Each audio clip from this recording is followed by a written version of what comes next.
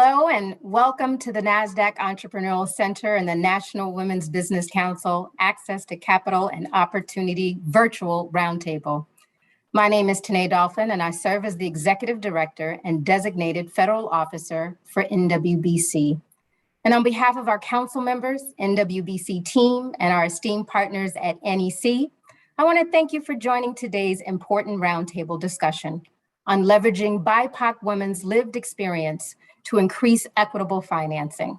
For the sake of clarity, BIPOC stands for Black, Indigenous, and People of Color. Before we begin, I'd like to share some information for those of you who may not be familiar with NWBC. NWBC is a nonpartisan federal advisory committee that serves as an independent source of advice and policy recommendations to the President, Congress, and the U.S. Small Business Administration on issues of importance to women business owners and entrepreneurs. This is a voluntary, all-woman-led federal advisory committee comprised of 15 women business owners and the National Women's Business Organization leaders.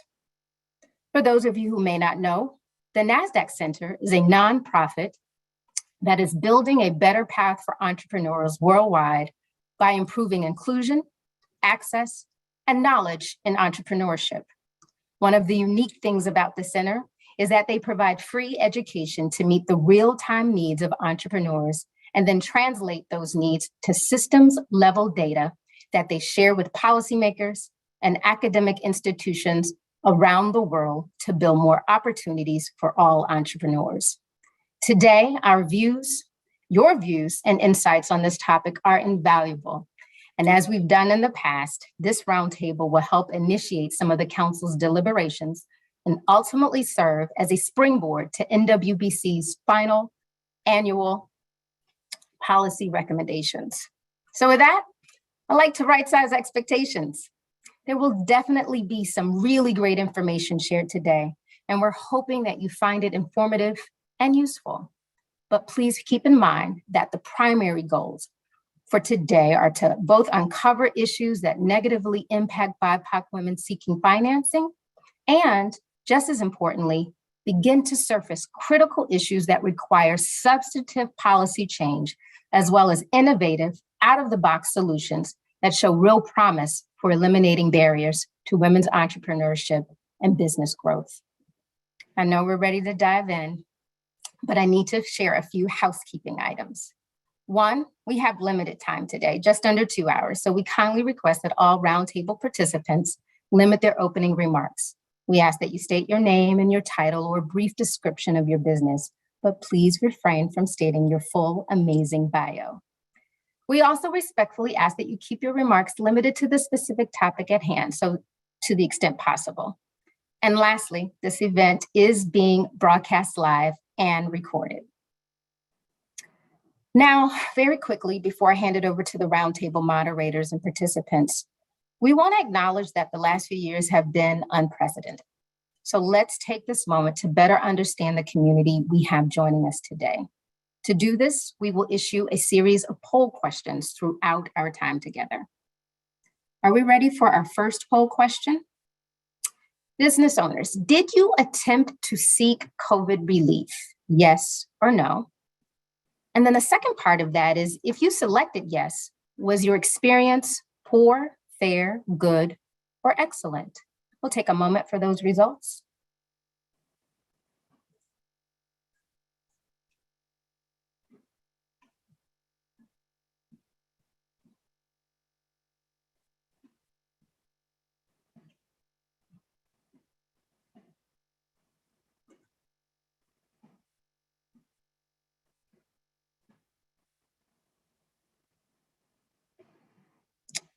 All right. Looks like a lot of you did, which is great. And it was almost even in terms of your experience. I think a lot of lessons learned there. Second question for today. Are you familiar with SBA-backed loans and or grant programs? Yes or no? The second part of that question is, if yes, indicate what SBA product that you applied for or use. We've got choices from SBA microloan program, SBA 7(8) loan program, 504 loans, direct loans for disaster recovery, and the SBIR, STTR grant program. There are other grant programs that may not be listed here, but those are the primary ones that tend to be connected to a lot of entrepreneurs. If your choice isn't on there, we understand, but to the best of your ability. If you say no, then I don't think you're responding to the second half.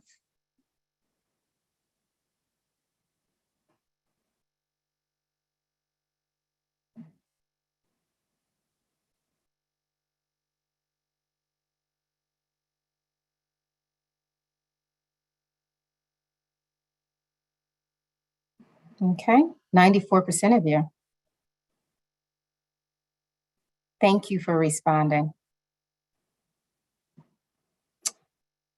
All right, thank you for taking the time out to participate in those polls. Next, we're going to share a quick video from the Venture Equity Project, Accelerate Investment in Entrepreneurs of Color.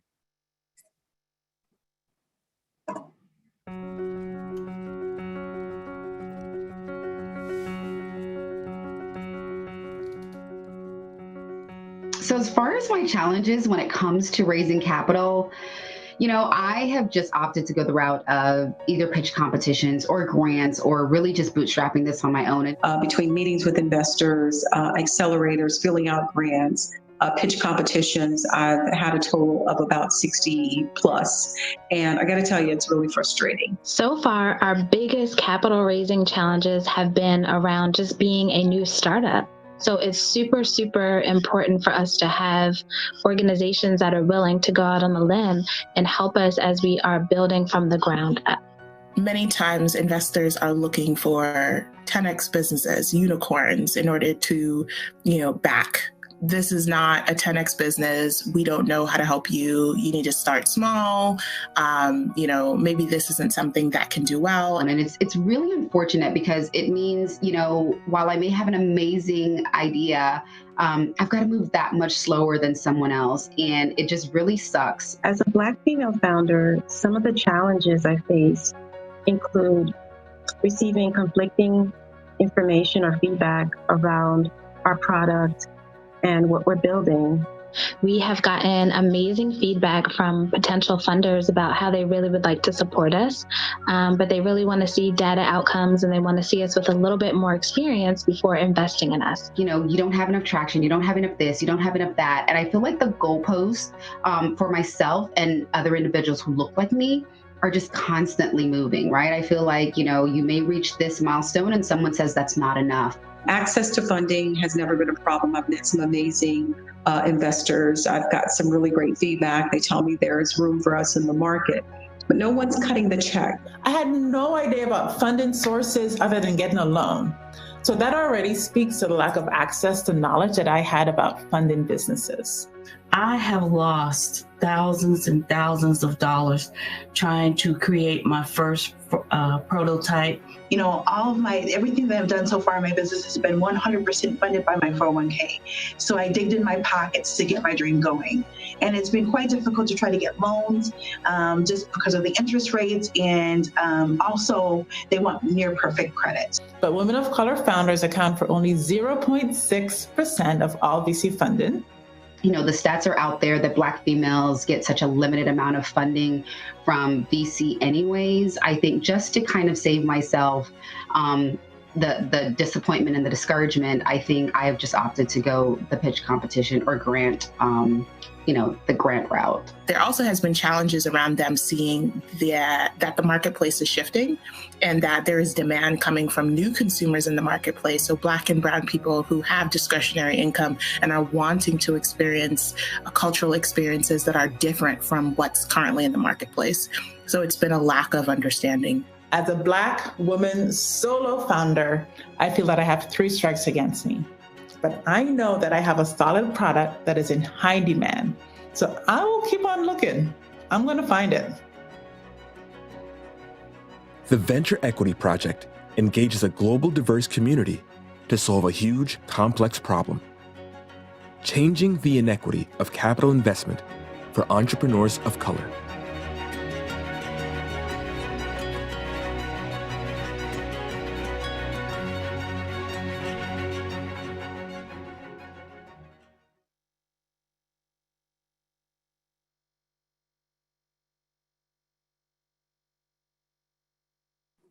It always takes one time to be still on mute. A lot of information that I'm sure all of you can relate to. And as someone said in the chat, it's always a moving target. Please join me in giving a warm welcome to our moderators. Let's get started. We have our fiery advocate for NWBC. She's a member and a co-chair of the Access to Capital Subcommittee. She's also the principal managing partner of Cober, Johnson & Romney, and now founder of the recently launched The Bow Collective, Nicole Cober. And another dedicated champion for women entrepreneurs and esteemed colleague, Nasdaq Entrepreneurial Center's remarkable executive director, Nicola Corzine. And joining them for this discussion are the amazing and talented Roundtable participants. Anika Hobbs, CEO, lead curator at Nubian Hueman. Tameka Montgomery, CEO at Core Strategy Partners, Inc. Jill Johnson, co-founder, CEO of the Institute for Entrepreneurial Leadership. Sara Razavi, CEO at Working Solutions, CDFI. Jenny Flores, Head of Small Business Growth Philanthropy at Wells Fargo. Diedre Windsor, President and CEO of the Windsor Group, LLC, and my SBA colleague, Therese Meers, Deputy Associate Administrator for the Office of Capital Access and U.S. Small Business Administration. Let's get started. Nicola, take the dais. My goodness, it is such an honor to be here. Nicole, why don't you actually kick us off? I know you have been looking forward to this conversation like me for a while. Awesome. Yes, I have. So I think I'll give our audience just a little bit of my background. I started, this is actually my 20-year anniversary of being an entrepreneur. I got my first SBA loan. So I really am an SBA geek. Like, I'm the poster child for every access to capital program. But, 20 years ago, I left corporate America. I had a job that was not fulfilling as a lawyer at a law firm. And so when the economy was kind of going its way, I decided, hey, what is out there for me? And I thought about my first small business. And so I went 20 years ago, before there was really a Google and before there was really a Facebook for marketing. There was an SBA website, and I went on the website and I just kind of scoured their website for how to start a small business. I ran into the SCORE program, where they had these amazing mentors that were volunteering and telling me how to start my business. I also learned how to put a business plan together, and I got my first building through a 504 loan program. So when I see the list, I'm like, yep, check that off the list. I've got that. I got my first startup capital 7A loan. So, I know from an authentic, real perspective, what having access to capital means and how the SBA has supported. I will say that everything was not, all roses and collard greens, as my grandmother said, because I had that business for 10 years and then the economy went sideways and I lost everything. I lost my first business. And so having to reinvent myself was very dramatic. So I know what a lot of entrepreneurs are going through with COVID and how they're just trying to look for direction and for guidance and how to hang on. But I will say, seeing again how the SBA did come up with the PPP program, and while it had imperfections, it really did help salvage some businesses and give them that lifeline. And now with my new business, CJR Consulting, we were able to take advantage of that and really keep our employees going as we made that that pivot. But as being a part of the National Women's Business Council as a business owner, over the last 3 years, I've heard stories very, very similar to mine, where they have had successes and some challenges with access to capital.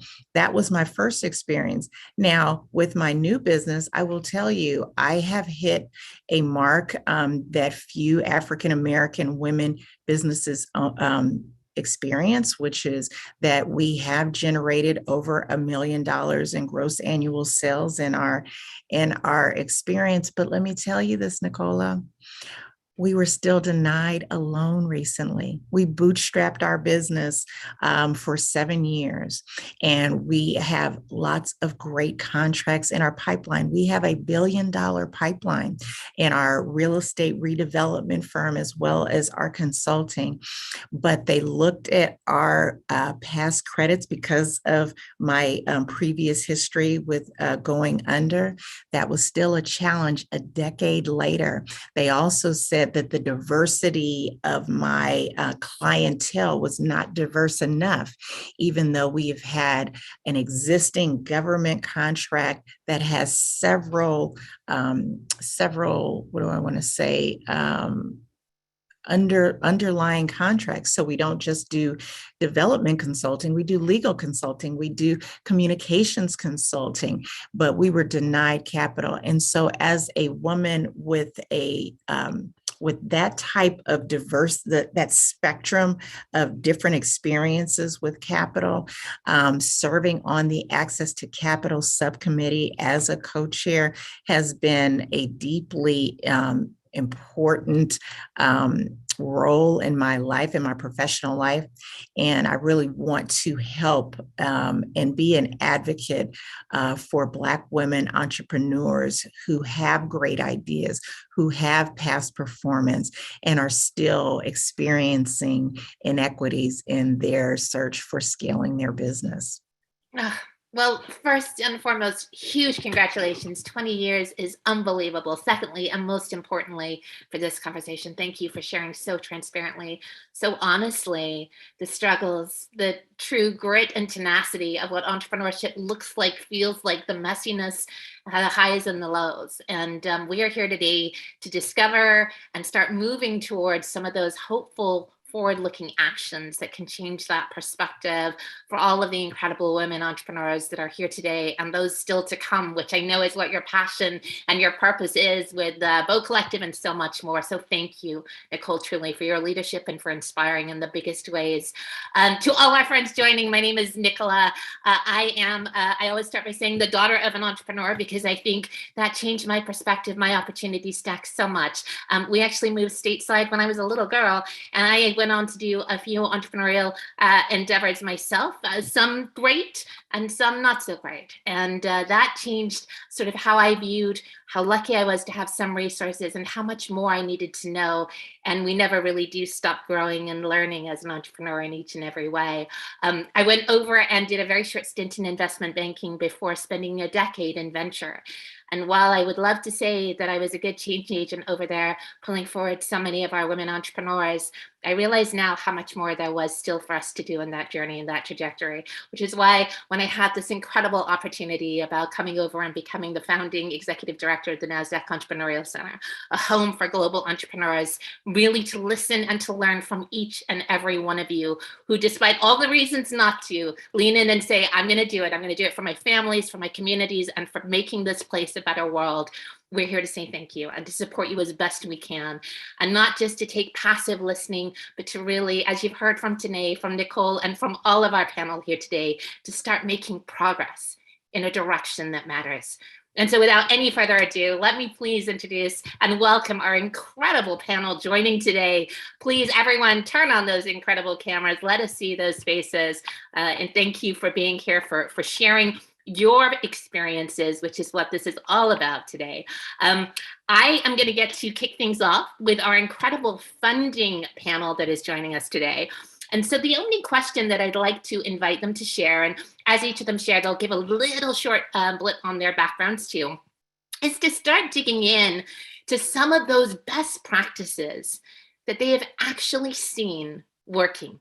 starting to change this narrative that we just talked about? What are you seeing that is actually spurring investment in our women of color, in our women-owned businesses? For instance, some elements perhaps around ideal networks that are changing those opportunity stacks, or even opportunities for exposure for our Black, Indigenous people of color. And most importantly, is there any innovative entrepreneurial education or fundraising models that you're inspired by today? So Jill, not to put you on the spot, but I'm going to do just that. I'd love to welcome you first and foremost, and then invite you to share your perspectives and your background too. Thank you so much, Nicola. It's really great to be here. And Nicole, your story is truly inspiring, and it's been a pleasure getting to know you. My name is Jill Johnson. I'm the co-founder and CEO of the Institute for Entrepreneurial Leadership. And, I would say my journey started when I was a kid, and my parents had a newspaper publishing business. So for 20 years, I was able to, for better or for worse, live that life. So I saw it all firsthand. And one of their publications was the Minority Business Journal of New York and New Jersey. So my father was hosting sessions like this, talking about access to capital. It was great. It is great to have that insight. The thing that's discouraging, however, is that this conversation could have been that same conversation back then. The conversation hasn't changed, unfortunately. Like literally, you could take, one of those sessions that he had done and pull it forward to present day, and it would still be relevant. The issues would still be the same. And that's the part for me that is discouraging, but it helps me it really gives me the motivation every day to keep on, fighting the fight and pushing forward. You asked the question about what are things that I have seen work. At the Institute for Entrepreneurial Leadership, we have done a lot of work with entrepreneurs directly, but really in the last 4 years or so, we've made the conscious decision to focus our efforts at a systemic level, because what I really started to understand very deeply is that the problem is not with the entrepreneurs. They are not broken. It is the system, and it is the system that needs to change. And that is where we need to put our emphasis. And when, we talk about models that have worked, it's plain and simple. It's investing. It's people who are putting their money into these founders. They do not need more education. They do not need more, just mentoring and talk. They need money.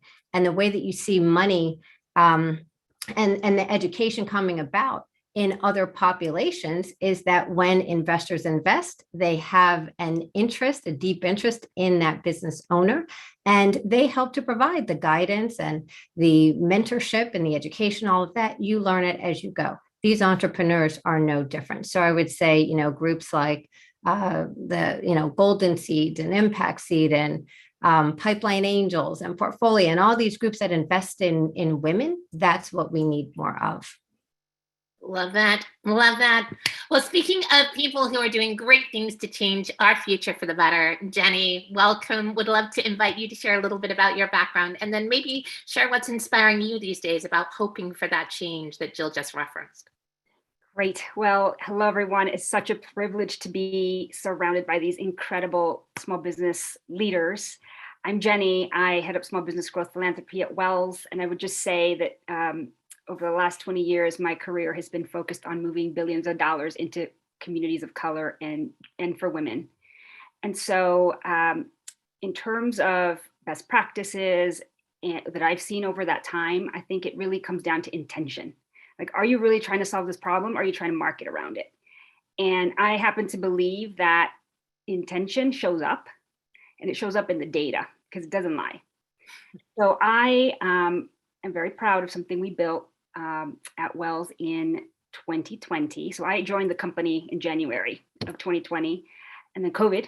I was so excited to go build like a venture fund. And so as a response, we donated all of the PPP fees that we collected from our 2020 lending and created something we call the Open for Business Fund. The intention to keep women of color and generally BIPOC businesses open and stable. Like, we were shocked at how many were closing. And here's like where the heart intention. You could design the loan at 0 interest. And if you didn't need a loan and you needed a grant because you couldn't absorb a loan, then you get a grant. If the CDFI needed loan loss reserve because there's a lot of risk, then you create a loan loss reserve. If you had an existing borrower who was in trouble, you could renegotiate that loan. You could decide you don't want them to pay for 12 months, whatever. It is the flexibility that we built in that mattered. And just early results, I can tell you, are beating all industry. Like, so I'll give you a sense. So 79% of the businesses served are BIPOC, 52% are women owned, 74% are low moderate income. On the job creation numbers, we're far exceeding projections. We had 255,000 jobs. We already know we're going to beat that. And so if you don't design with that in mind, it's just like, oh, we're serving BIPOC, but there's no meat underneath, it's just not going to move the needle in a significant way. So that's my I think, message that we all of us that have the privilege of being investors need to be very thoughtful and partner with communities to design solutions. Such good feedback. This is about the lived experience. It's not a one-size-fits-all approach. Entrepreneurship is not a one-size-fits-all, so the solutions can't be either. But congratulations on those stats, and thank you for your leadership there. Now, Sara, you have long inspired first line of defense and CDFI's incredible commitment and outcomes that have been supporting BIPOC women entrepreneurs. Would you share a little bit about your background and also maybe share what's inspiring you in the models that matter right now? Sure. Thank you so much. And I'm so grateful to go after Jill and Jenny because they covered a good lot, so I can touch on a couple of other things. My name is Sara Razavi. I'm CEO of Working Solutions CDFI. And as Nicola said, as a CDFI, we've been committed to community development as an industry for a very long time, but it's really taken much more visibility fortunately, during a specific downturn. So in 2008, CDFIs became a little bit more known, but still a pretty well-kept secret. And hopefully more and more, we're becoming a little bit more common to folks since the most recent issues with the pandemic and how CDFIs were able to step in and support SBA disbursement of PPP dollars, as well as other capital. But my personal story is that I, like many on this panel and like many on this call, am either an immigrant myself or daughter and child to immigrant families who made their way within the American dream by way of entrepreneurship. And so we came here, I was 10 years old, and my mother, who had been an executive in Iran, couldn't quite figure out how to get her footing in America. But was able to find a network of small-time entrepreneurs and opened up two businesses, a translating business and a small bookstore. So I was behind that counter pretty early on, probably around 13, like many of you who have parents who have been small business owners. But it wasn't until, frankly, business school that it all clicked for me. Because I was on this track for social sector, I was very committed to being around impact. And then there I was at the opportunity of really demystifying finance. Oh, a balance sheet? It's just what you have and what losses you might have, it started really recognizing that some of this language is intentional to keep folks unaware of wealth. What is a balance sheet? What's an income statement? Why are they different? Why is cash flow the most common use of a financial statement for many of our businesses, and yet we grade them on balance sheets that many of them haven't put together yet?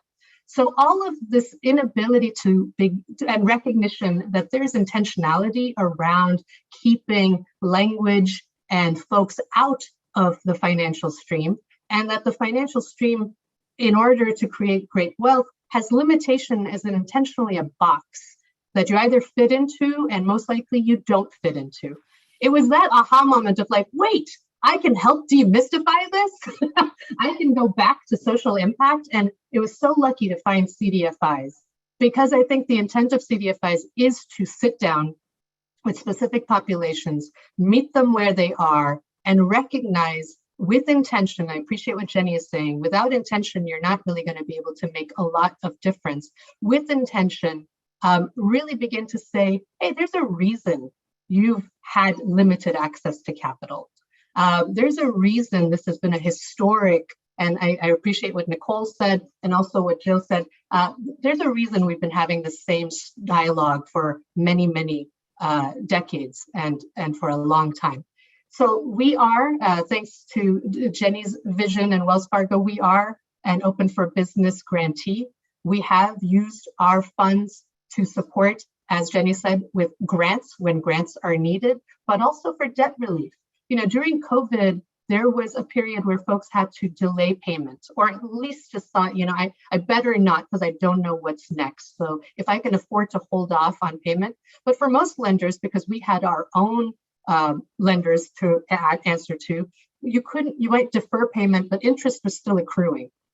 So we've used some of this capital to pay off balloon payments for folks and say, listen, you had a pause, so we're going to take that stress off of you, because that is a big element of finance, is this overhanging stress. It could be $500 for someone, it could be $50,000. That level of stress varies for whoever you are, but ultimately, as a lender, you have to recognize, you know, how can I mitigate your stresses so that, frankly, you can pay me back?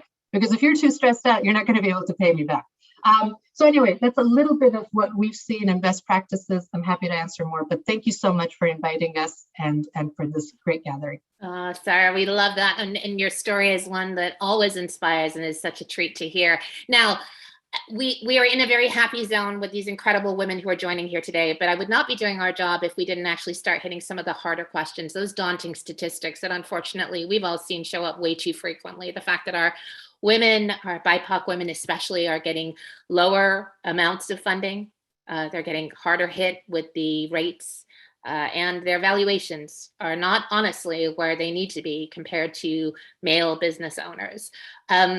Without putting people on the spot, and still putting people on the spot, Jill, I'm going to ask you maybe to take a swing at that. I know you don't want to see these stats out there any more than we do. Why do you think they continue to persist? What can we do differently so that this does not show up anymore for our sisters out there? Yeah, you know, I think it's the way that we are looking at capital these days, right? When we talk about venture capital, the reality is that venture capital is for a very, very, very small sliver of the population. The media makes it seem like everyone's just going out there and getting VC money. Well, they're not. Now, that is not at all to let the VC community off the hook, right? They have a long way to go. But when we're talking about kind of the general access to capital issue, that's really not the place to look. It's how do people get an on-ramp to venture capital, to even bank debt, right? That starts with personal wealth. So that's where we have to address the issues of the wealth gap more broadly. It starts with your ability to take your personal money, right? And if it's not your personal money from savings, maybe it's from friends and family. You know, all too often I hear the stories of, I bootstrap my business, and it's from people who don't look like anyone who is represented right here, right now. But people who will say, I bootstrap my business. I got a, $500,000 loan from my dad, and I took some of my retirement money, right? Well, when we hear that, we say that's not bootstrapping. In our world is we're trying to, rub together two nickels and try to make that stretch and make it any way we can, which then results in a low credit score because we were robbing Peter to pay Paul, just trying to keep our businesses afloat any way that we could. And the system is designed to ding you for that. You don't get credit for being innovative and creative and keeping your business afloat. That is deemed to be a negative. And so, I think that the issues here really need to focus a lot on that very early capital and what is the capital that is willing to be, absorb the risk. CDFIs, while doing an amazing job, still are not necessarily designed to absorb that kind of risk at the very earliest stages before there's the traction. Banks themselves are not designed to absorb that risk. The kind of capital that is needed really has to be something that is designed to enable people to get traction and to create a bridge to the other forms of capital that already exist. And that's where I think that there is a role for the SBA and government to step in. I love that. Well, Jenny, obviously on-ramps and making sure that there are opportunities for that capital stack to be availed later on down the road is so important to you, I know, at a personal and professional layer. Has there been anything that you've seen emerge from all the incredible BIPOC women you support that has inspired you around how and where change is showing up with some of those statistics that I shared earlier? Yeah, so I'll just start by saying that it's definitely systemic. Let's not kid ourselves. I think, Jill, that's what you're saying. And I often think about the fact that before the Equal Credit Opportunity Act, women couldn't apply for credit on their own without a male cosigner, right? That was in the 70s. And then in the 80s, we got the business ownership rights bill that created small business loans. Women could apply for small business loans without a male cosigner. We got women's business centers. We got the National Business Council. We got the census tracking women's businesses more accurately. So I really feel that policy oftentimes unlocks massive systems opportunities. And I think it's time that we consider what is that next HR 50/50? Like, what do we need to get behind that accelerates venture, that accelerates more women to understand that, oh, we can also be accredited investors. We could put our own money behind that. Like, how do we get protection as we move our money into these areas that are considered risky, right? So there's a lot there that I think needs to be explored. And I would love to partner with all of you to figure that out and then go make it happen. Here's to making it happen. Here's to making it happen. All right, now before we're going to flip over to our incredible entrepreneurs, you heard those polls that we're going to be asking you for. I got a couple here that we really do want to dig in and understand. And in fact, we're going to be using this information to kind of cultivate the conversation as we go forward. The first is just a sense from our entrepreneurs and honestly from everyone joining us today. Where are you turning to right now for getting access to resources and educations that are helping to inform you of capital options, of your capital pathways, of the decisions that you make as a business, and where you turn to for trust and for confidence that you're getting the information you need to be successful as an incredible women business owner out there. Thank you for all of you sharing this. I'm seeing a lot of responses coming in to our SBA, rightfully so, loving that, and NWBC, of course. Also need to see a score showing up and CDFIs and a lot of other great systems. So I'm going to let that poll end and share those results with everyone, just so you can see where everyone is turning to right now. Of course, thank you for our Nasdaq Entrepreneurial Center peeps. I have got the next poll question that I am going to launch up that is basically asking to understand from your perspective. Jill mentioned barriers. We've all know the reasons that our systemic racism is still showing up in capital, largely speaking. But in your mind, what are the significant barriers that you're facing right now when you raise capital? This is really important to us. We'd love to understand how much of it is a network effect, information traction, mentorship, the funding criteria that's already been referenced on today's conversation. We really do want to hear from you and understand what are those barriers that you are feeling right now that are contributing to the challenges that you're facing around raising capital. Thank you for all of you for answering this question transparently, honestly, and helping us get smarter around addressing those barriers. Okay, I'm going to share those results again.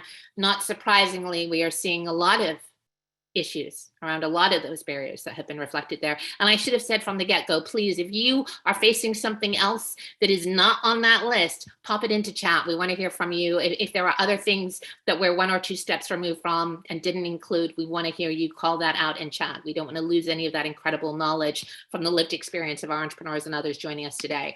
I've got just, I believe, 2 more. So thank you for hanging in there. The next one is I want to hear you rate on 1 to 5 how much help your network has been in raising capital.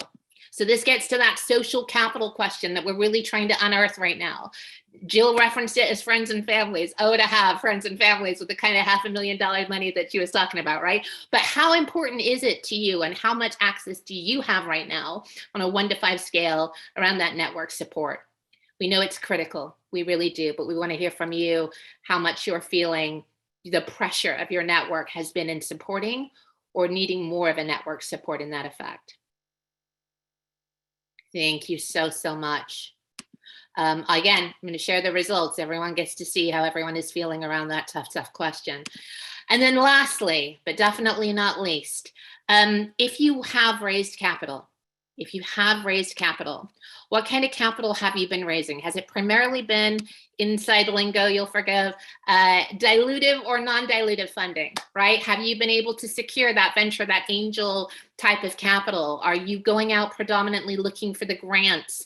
Are you accessing lines of credit? Are you looking at some of these alternative financing models? There's a lot of new ones that are coming forward. We're going to hopefully get to some of those in the conversation today. Or are you looking at debt? And where have you been able to raise successfully from? This will help us a lot as we continue with the conversation. Thank you so, so much. I'm going to share those results. And then most importantly, I'm going to turn it back to our incredible Nicola to lead the next part of the conversation. Nicola, over to you. Awesome. So I want to give a little perspective as the, I guess we call it the old head on the panel. We have done about 3 years of roundtables, and seeing the level of transparency and engagement from our audience. Nicola, you are amazing. You, the feedback, the responses to the polls are incredible. So you guys keep going, keep sharing. So I'm going to start talking to our panelists who have businesses on this council. We're gonna go into the storytelling. We're gonna do what we do best, which is being transparent, because these stories, everyone doesn't deserve to hear your story. I think Brene Brown said in one of her talks, but this is the time to share, because the National Women's Business Council, again, as Tene rightfully said, we take this content, we take this data, and so you're not just sharing your stories, you really are informing us, so how we can then shape the narrative to the policies that we put forward. So I want to start with one of my dear friends, very successful entrepreneur, Ms. Diedre Windsor. I will give a shameless plug that she is one of the Bow Collective sisters. The Bow Collective has 50 entrepreneurs, Black women, who have more than 10 years of experience, over 1,000 employees, and collectively have 250 million in gross annual sales. And with all of that success, you would think that that is the apex, that is where we're aspiring to. And yet we still experience disparities when it comes to accessing capital. So with that, Diedre, I would love for you to share with our audience your experience as one of those multi-million-dollar businesses, and who, while obtaining capital, has had its challenges. Would you like to share with our audience? Yes, thank you so much, Nick, and congratulations on everything, especially the Bow Collective. I'm very happy to be a part of the Bow Collective. I met Nick many years ago, and sometimes I think Nick doesn't remember, but she used to own a spa. And I remember meeting her many years ago, and she shared with me about it, and I ended up riding past the spa, and I thought that was so incredible. At the time, I was in the Army. I'm a retired Army officer and a former federal government career executive. I quit my job in 2016, at the end of 2016, to start my business.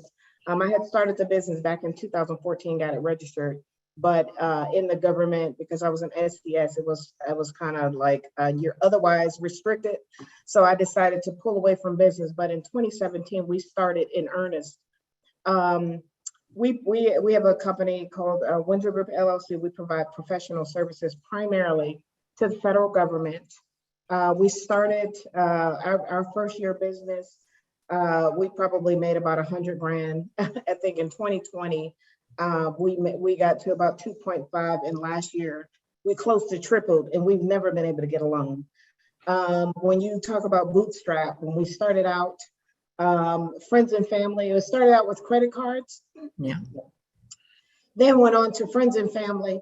You know, it's easy to borrow, you know, $5,000, $10,000 from your friends and family. But when you start asking for more than that, you do ask the question. Jill said it best earlier, like individuals aren't really, they're not positioned to absorb a loss if you cannot pay them back.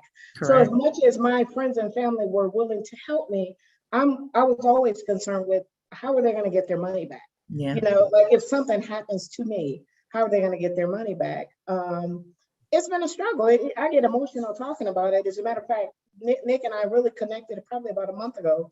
We were talking about it, and I said, even though we've grown, we don't have any debt, the credit is not a problem there. You do have to start asking the question, where's the problem? I'm with a large bank, not Wells. And Jenny, when you were talking and you said, you know, it's about intention, the question I wrote down is, well, who takes that message to the underwriter? Because that's where the block is at the underwriter. And you're talking to a processor 100 times, they're asking you the same questions. And you see my balance sheet, you see my profit and loss statement. All the objective criteria. You see everything. And I get it. You know, you should be in this network or that network. Now I've been fortunate because recently, well, I don't even want to say fortunate because we still don't have a line of credit. And although we are in a position to, I don't consider bootstrapping anymore. I just consider my number one source of capital nowadays is my client. And so the more I build, the more money. So it's my own revenue. It's our company's revenue. But why do I need to be in a network? Why do I need to know Bob so that he can introduce me to Joe when on paper it says what it needs to say? Yes. And we're doing what we're supposed to do. So it is a struggle. It's tough. So yeah, I would love to be a part of the conversation to help figure out how do we get from here to a place where it's based on the merits. It's based on what's on paper. I have personally lent other women-owned business owners money for payroll. Again, I am not in the position to absorb that. I'm not a bank, but I recognize that they are dealing with the same things that I dealt with. Yes. You know? And so it's like, how do we move from this point to a point where people who are doing what they're supposed to do, we are creating jobs. We have over 40 employees. Last year, I just wrote it down. 3 of my female employees bought a house last year. That's incredible. My number one employee bought a house. So I can say we are contributing to society. You know, we are contributing to people's livelihoods. And so how do we get to a place where that's enough? So. I mean, what a poignant story. I mean, it's not a story. This is our lives. The reason for the collective is that we want to give cover as an organization to these stories. It's very hard when you go, and I'm glad that Nicola, it was one of the questions, like in having your network, like does your network, is it good? Is it poor? We're trying to create, Black women don't have a network. And particularly when we are kind of couched as women of color, I get it as a, that you want to be inclusive, but our disparities are greater than our Asian American sisters. Our disparities in access to capital and gross annual sales are far greater. And so when you hear stories like Diedre, you know, you have to wonder, is race a factor when all objective criteria are made, right? And I'll give a specific question to Jenny, that when you hear stories like Diedre, where we're always told, have a great relationship with your bank, right? We see your stories, we see the revenue generating through. But when she's putting forth her balance sheets and she's showing that her credit is good and she's showing that she has this pipeline, and yet she's still rejected. When is it fair to ask, is race a factor? Are there other issues that are not objectively explained, where when can we say maybe race is something? We've checked everything off the list, right? We've done everything right. When is it appropriate or relevant to say maybe there is some discrimination that may be attributable for these women that are highly successful and yet still being denied? Yeah, let me add something, Nick, before Jill comes in. I just want to say this one thing, because there will always be people. There's somebody on this call right now saying, well, you need to do this or you need to do that. But let me share that probably 5 or 6, it might have been 7 years ago, but it was in the last 10 years. I went to the post office one day. I was still in the government as a senior executive. And I point that out for the reason I'm getting ready to tell you. I got a letter. It was from Bank of America. I owned a home that had a second trust on it. The second trust was canceled. They said it's been forgiven. And as I read further, it said it's been forgiven because you have been discriminated against. Now, as a person who came up in the military, you learn to fight, pick your battles, right? So I've never been one to tout everything is racist or everything is sexist. But here I am thinking I've made it. And I get a letter in the bank saying basically because of some questions that was asked of me over 15 years ago. So the loan was forgiven, but it was me along with thousands of other Americans, because I think the settlement was in the billions of dollars. But I want to say that because sometimes when we say racism, you have the naysayers that will say, well, it's not racism, it's this or that. It absolutely and Diedre, and I appreciate that. But what I have learned to do is you're always going to, I don't speak directly to people that don't speak to reality. Things do exist. Yeah. And you're never going to be able to convince someone who doesn't see things away. So that's okay. So I want to turn it back to Jenny, because we do have advocates and we do have allies that see things clearly, like a Nicola, like a Jenny, that are working within their institutions and using their influence and privilege, if you will, right? These being in organizations like yours, it is very important to have allies. And so I turn it back to Jenny to say, what do you say to people that say, I've checked all the boxes and I was still denied? Are there other answers, or do you see discrimination happen? Well, let's just put it this way. I'm Latina. My mom's a business owner. She experiences it. And so I see clearly from where I sit, I perceive that there is bias. I perceive it and I experience it. Like I got a call one day from my mom who said, hey, I'm at this bank, National Bank, and they are not, they're giving me all these reasons why they can't help me with this account. And they basically asked me to leave. Like you're getting rowdy, like you need to leave. And I said, and I've trained her well. And I said, well, you know what to do. You tell them, I'm going to take this to the CEO of the bank. I'm going to take this to the, Federal Reserve because they're looking at these issues. Consumer Protection Bureau, like I know my rights. And so all of a sudden they're like, oh no, sorry, you can have a seat. We're going to get the highest level person. Like, I get it. Like I'm in banking. Mm-hmm. So I know how the system works. But I will say this, like we know, like we feel it. We're like, this is wrong. Like there's something wrong if, for example, that the latest, there's a report I keep tabs on. It's like the state of Latino entrepreneurship. They're like the data.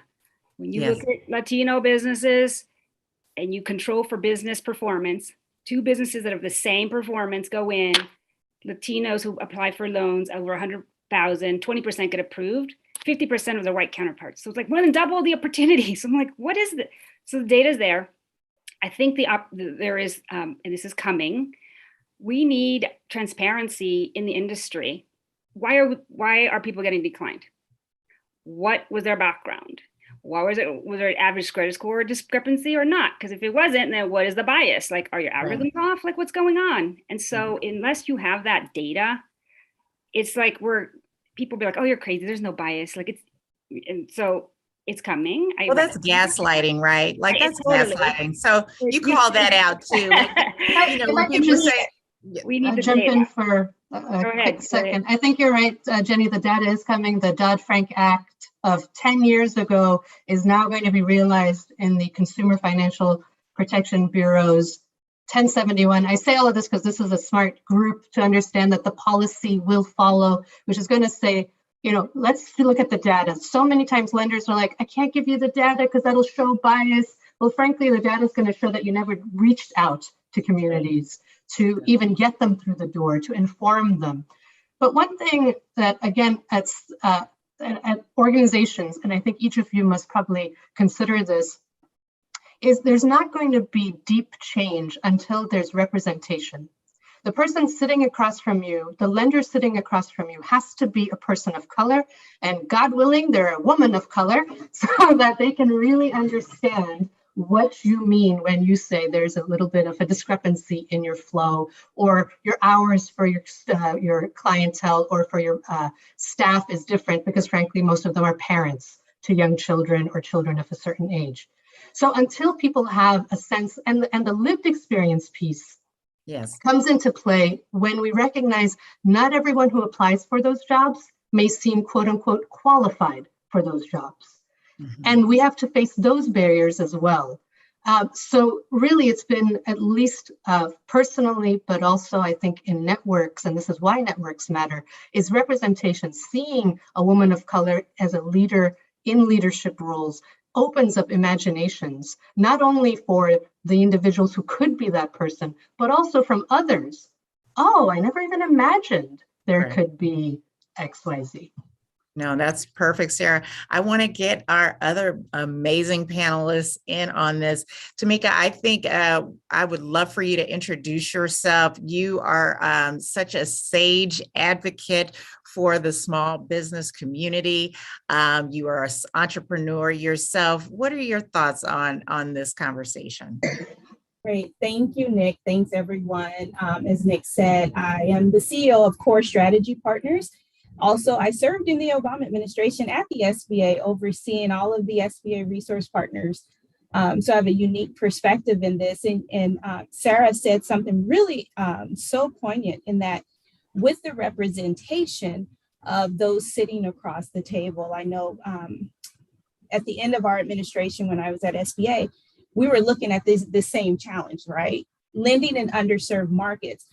But something else that we want to think about is not only the representation of those individuals who are lending the money, but then also one of the things that we need to work on is more individuals of color who are leading organizations in the way that Sara is leading them, but that they are capitalized to be successful. Because the same challenges that BIPOC businesses are facing in terms of access to social capital, access to capital, resources to scale, these organizations are experiencing those very same problems that the entrepreneurs that they're serving are dealing with, which impacts their ability to really help these businesses grow and scale. So when we talk about how do we address systemic change, we also need to look at how we're funding organizations that are led by people of color, because we know that there's trust there. And when you do see someone who looks like you sitting across the table, you're more inclined to believe that they're going to have your back. And so that was just one thing as you were talking. I was like, oh, that's perfect. That's perfect. Anika, I want to talk. So we're still on this raising startup capital. As a wonderful African-American woman and my sorority sister, I might add. I would love to know what your personal experience has been. Have you had successes? Are some of these stories resonating? Tell me what your story has been with Capital. Yeah, thank you so much, Nicola. I appreciate that so much. So yeah, my background pretty much is in retail. I'm a retail queen. I love brick and mortar. And of course, it's been very tough being in a time, especially before the pandemic and during the pandemic, being in a space that serves Black and brown people and a brick and mortar space that serves Black and brown people. I know for me, it's just that the staggering statistics already creates mentally a barrier to entry for us. Just knowing that there's different lending products out there, there's studies that tell us that there's different lending products that are offered to us because we're Black or we're brown or we're women, that their level of information that we're even provided or ushered through the process is significantly different. And also there's just plain higher levels of encouragement that, yeah, you should go for that. Whereas that just might not work for you right now. So I've kind of been in the same space of what everyone has said. Diedre, the same thing too, is as far as just I have the paperwork all together, but at times I've been asked so what is the impact or the purpose of your business? We're a retailer that exclusively focuses on Black and brown brands. And we did it before, CSR, before we became a CSR or a BIPOC ever existed. No one was saying that 10 years ago. We were already in that space. And so now we're at a point where we have to still, measure our impact or prove our impact when the numbers just might not speak to that. And it goes a lot deeper as far as ecosystems that are built and families that we are able to help and support. And some of that doesn't necessarily translate on paper. So that has been a barrier for me, just even in myself, as far as even what I look like, being able to sit at someone's seat and convincing a lender that my business is worthy of loaning to. That has been pretty difficult. I'm actually in that place right now working on a line of credit, and it's, I kind of had the head nod across the desk for me, okay, we didn't know these existed, but okay. And actually one of the statements was that my bank you have a really good chance because our bank has decided to make us an initiative right now. So because we're trending, there's a great opportunity that this might work, but it's not because of what my figures say, what my papers say, the traction that we've made, none of that. And so I've definitely had my own challenges when it comes to lending. Even in investment space, the first investor that came to us, we opened in 2013, and an investor came early 2014, saw this space and said, "Would you mind changing the name of your business?" And, the name of my business, Nubian Hueman, connotes what it is that we're about. And so, Hue altogether means that we represent people of color. So, just in not understanding who we are, what we do, and what we represent can become a challenge in receiving funds. So, of course, it's heartbreaking to have such a great idea. The entrepreneurial spirit in us all is so hopeful and optimistic. I remember when I was starting both of my businesses, you really want to be of service. You want to be seen. You want to get that product or service out there, and then to have someone summarily reject it because they don't understand it or want you to change your identity, that really cuts to the core of what so many of our women-owned businesses, no matter what race, would feel like. So thank you for your transparency with that. Nicola, I'm very organic with time, so I'm so in these stories. Should I be turning it back, or should I continue? Let's keep going. I feel like right now we are in such a good spot. I don't want to lose some of these incredible nuggets that are coming out right now. And honestly, the transparency in the way that our community are responding to this. So let's keep going. Nicole, Let's I'll keep an going. eye on that time. I promise. I'll jump in if you Thank need you, to. dear. Thank you. Therese, we haven't heard from you, my friend. I really want to hear your perspective. You know, what resonates with you when you're hearing these stories about barriers to access to capital? You know, from your perspective, what are your thoughts? Well, thank you. Thought maybe I'll take a minute to just give a little more background on who I am and the work that I've been doing for small businesses for a while now. My current role is a political appointment. I serve as Deputy Associate Administrator in the Office of Capital Access at SBA, supporting the Associate Administrator, as well as Administrator Guzman, and the priorities of the Biden administration, which is to get much needed funding and opportunity to overlooked populations, women and minorities. And we've been working on this as well, improving tech as well, trying to make SBA more user-friendly, trying to make SBA more visible as well after all the COVID relief that has gone out. My prior role to my political appointment, I served as senior counsel to Senator Cardin of Maryland. And in that role, I focused on entrepreneurial development programs at SBA as well as federal contracting. So I sort of sit in this intersection of how do we get more dollars and opportunity and education, particularly to federal contractors. My life prior to government and policy was actually running a small business with my husband, and we were manufacturing a high protein, low sugar yogurt, and we sold it, and we did sold it into grocery stores. We did e-commerce, we did corporate cafeterias as well of universities and federal contractors. And in that process, we basically ran around the country selling our product, and we did that for about 5 years. And access to capital was something I had never thought about really before launching my own business, and how were we going to do it and where we're going to turn to. And it was unknown to me at the time. And it was, initially turning to banks, but being told you don't have any track record.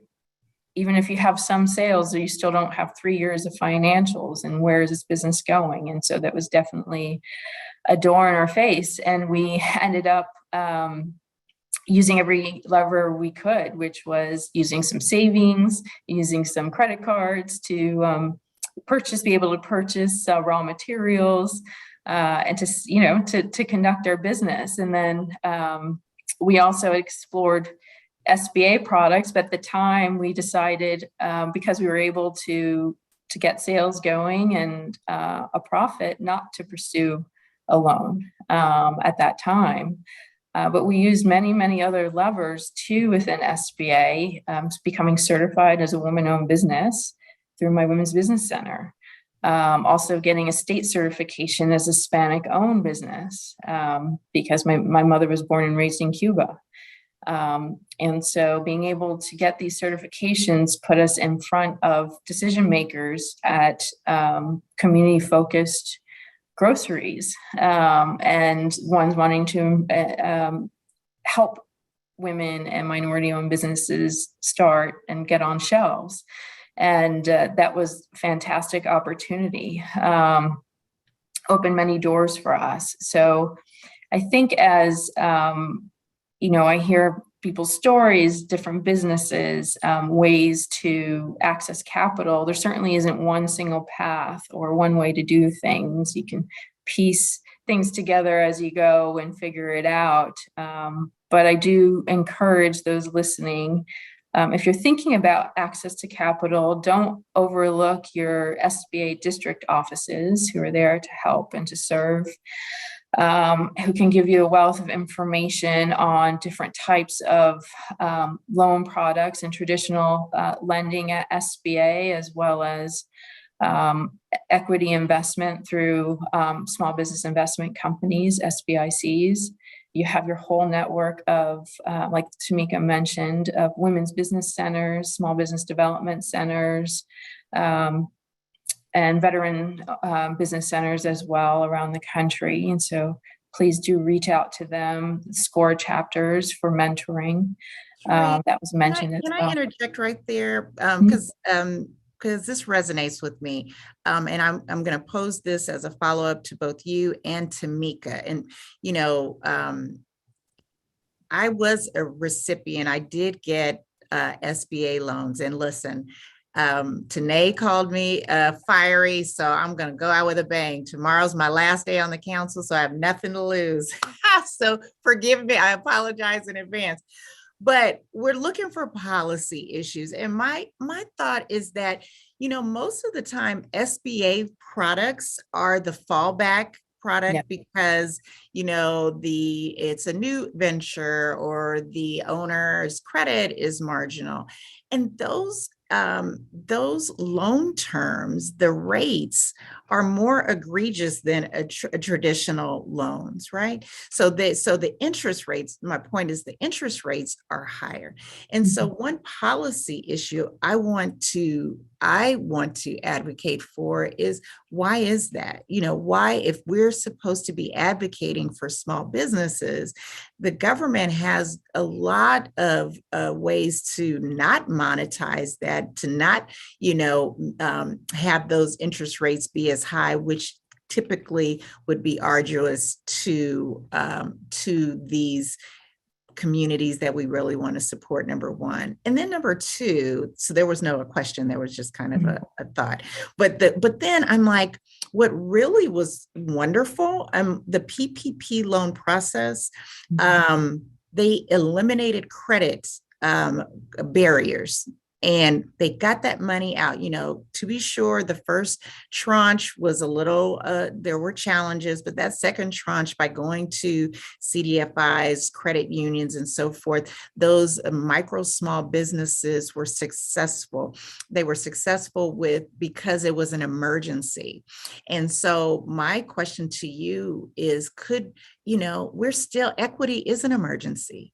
You know, the fact that these women are not getting loans and they're not getting their businesses monetized, it's an emergency. So is there a way that the administration or Congress can look at the successes behind that liquidity, that money was going directly to the end user with those small businesses? Why do we have to change that? Why do we have to go back to, having these very arduous criteria around SBA lending? Thank you, Nicole. And I definitely am hearing you. I had the opportunity to work on the CARES Act and to build a paycheck protection program, as well as help to get funding to the SBA resource partners for technical assistance. And also with the American Rescue Plan for President Biden, worked on creating the Community Navigator program to help get word out to communities about the relief programs in place. And we're certainly looking through and understanding and digesting the lessons learned from PPP, a lot of cleanup as well that we're working through in the Office of Capital Access, figuring out what worked, what didn't work, and what can continue as a result of PPP. I do hear you that interest rates can be and are often higher, mainly because the loans are a smaller dollar value, higher risk, and in exchange, there's the opportunity to get longer repayment terms than from traditional banks. But we certainly are working internally at SBA to improve regulation and streamline where we can, to make the process easier, more simple, looking at affiliation rules, looking at criminal background rules and potential barriers as to what's causing hangups to access to capital. That is such a good insight. And I'm gonna stay with it just for a moment, Nicola. I'm gonna ask our funders on this. Equity is an emergency. Could not have said it better. Our women are our new majority. Our BIPOC women entrepreneurs are the fastest growing segment. What, thinking of the women that are in each of your networks, the ones that you represent day in and day out, the ones that you advocate for, what do you want for them to make sure that they have access to great equity options for them? Jill, I'm going to start with you. Jenny and Sara, I'm coming down the line as we go. But Jill, why don't you open this up? What do you want for your incredible women entrepreneurs at an equity level right now? Yeah, sure. So one thing I just want to point out really quickly is that as we continue to say minority and BIPOC even, et cetera, it does not actually draw attention to where the attention needs to be placed, and that these populations are historically excluded. So I would challenge everyone to adopt new language to place the emphasis where it actually needs to be. To answer your actual question, what I would love to see, so, PPP went out the door really quickly. A lot of corporations established very large grant programs. Imagine if that capital was put toward women of color fund managers, so that they would have this capital to deploy. I'm sure we would see equity and other forms of capital very creatively being deployed to women like those on this call and here on the stage. So that's what I would like to see, is more capital being put into the hands of women of color. So good. Jill and Tameka, both of you have raised that point today, and it's so needed. The size of funds are not as large as they should be. The time to close takes way too long. So I love that advocacy. Jenny, what would you want to see dream state here? Thanks. So one, I think that for a lot of the funds that are women-led or led by somebody of diverse background, just the cost structure doesn't work. We're starting up $10 million funds, $25 million funds. So you're barely eking out an ability to stay afloat. And so I'm thinking about how do we aggregate that power and create systems where we can all leverage that infrastructure and not have somebody be working with an attorney that charges you $200,000 to give you advice, that we could aggregate and share best practices, and also getting the money to these diverse founders is critical. Also thinking about accredited investors. They are putting money into funds. Do they even understand the power that they have to be able to direct this into women and diverse led funds? There's so much education, and we are working on something to help move 10,000 women who have the ability to invest into funds that are earmarked for women. We want that money, and that, we've done the math, it's $1 billion. And so real tangible things are coming, but that's what I'm working on.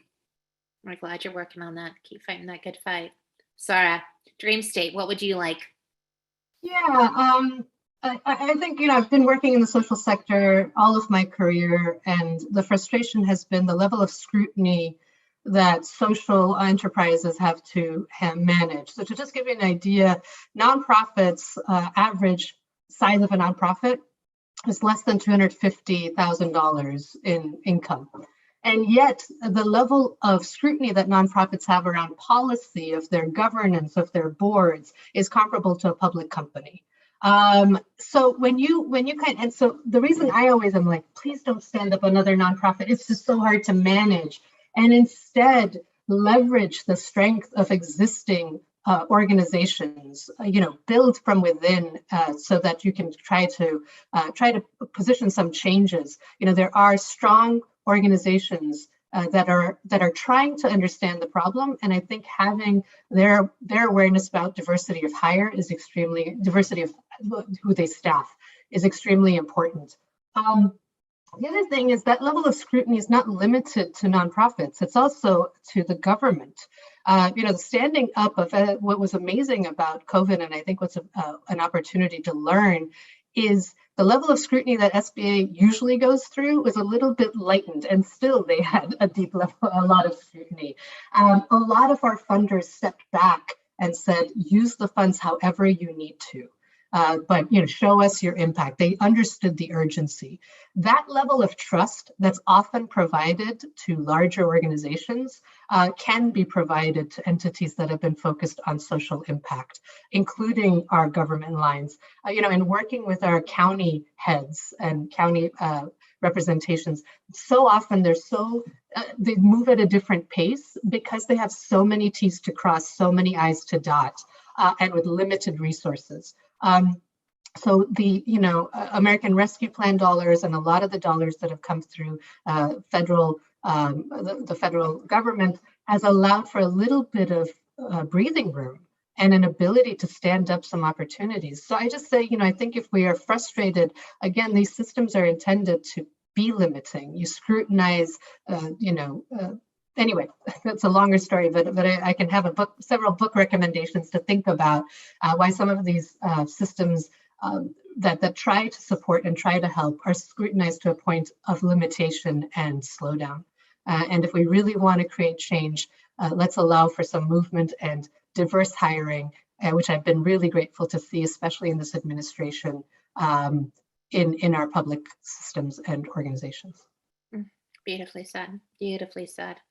Well, my friends, we knew at the start of this, time was going to fly today. I cannot even begin to thank and appreciate our panelists for their transparency, their earnestness. This conversation, it has been truly a privilege and an honor to be here. But before we let them go, we're going to throw back one last question because the insights have been so good. I'm going to ask them to share one final key takeaway, that if they could inspire our entrepreneurs, our policymakers listening today, our NGOs, our advocates, our allies, what do you want us to walk away with today? I will start by turning it over to Jill. Thank you so much. One, we need to continue having these kinds of conversations. It really is amazing. What I would like to share is going back to what Jenny said. I believe we have to act with intention and purpose. And most importantly, we have to act. Having these conversations is great. It stimulates thought, but we have to take action. And we need the ally community, the investor community, because those are the ones that have the greatest ability to affect change in the way that they are thinking about things. We need them to act and to affect the change that's needed to change the systems that will create a more inclusive entrepreneurial ecosystem. Beautifully said. Anika. I just realized I was on mute. Yeah, I think the biggest thing is coming up with creative opportunities for our capital stack. I think we need to be able to learn that and be able to just build and begin legacy. I think that's really important for us. And it starts with us as Black women. It starts with us gaining as much knowledge as we can, getting into as many circles as we can, and collecting as much data and information to help and support ourselves. And then once we get there, building as we climb, bringing others up as we go. And I think just the sharing of the knowledge and is the most important thing. I think also just building trust. I think, family is really important. A lot of people don't realize that when you're in entrepreneurship, it includes your entire family, your friends, it impacts everyone. So bringing that community with you to help you to understand what your purpose is and what you're doing. I think that's the biggest thing, but access and information is the only way that we're going to be able to gain and build those pathways forward. I love that. We build usually for those we love. We build to inspire others. Thanks for reminding us of that on today's call. It's so important. Tameka. Thank you.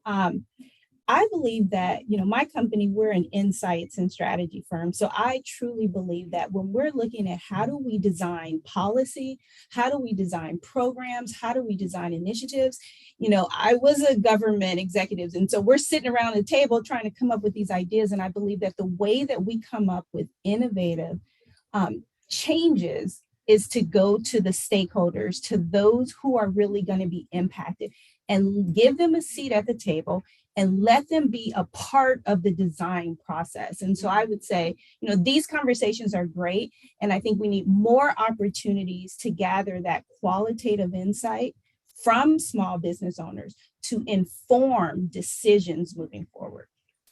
1,000%. 1,000%. Love that. Teresa. I just want to encourage everyone who is attending today's session to please use the resources of the SBA that are available to you, starting with district offices or SBA resource partners like the Women's Business Centers and the Community Navigators I mentioned, just been awarded, along with all the organizations that are helping to support the navigators. These are key sources of information where you can talk to individuals and get the guidance you need to understand the different types of loan products that are available at the SBA based on you need working capital or you need money for fixed assets. It just depends, and the rates that are available. If you need a microloan, everything is different. And also to understand the equity products as well that SBA could provide or could connect you with.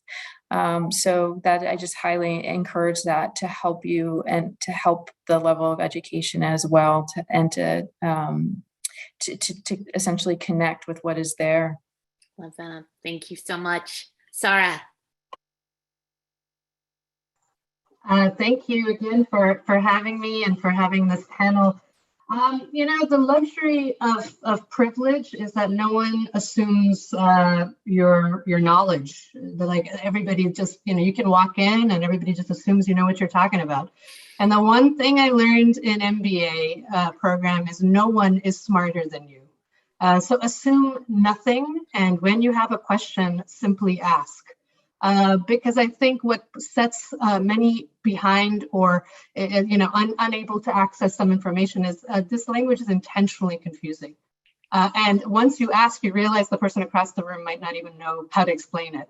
And it begs the question. So beg the question. It doesn't undermine your knowledge. Your lived experience is paramount, and you have a lot to present. So as according to what Tameka said, if we are going to invite folks to the table, make sure that they have every access to ask questions without feeling undermined or, for lack of better words, stupid in the room, because that's the intention of finance, is to give some barriers of access by knowledge itself.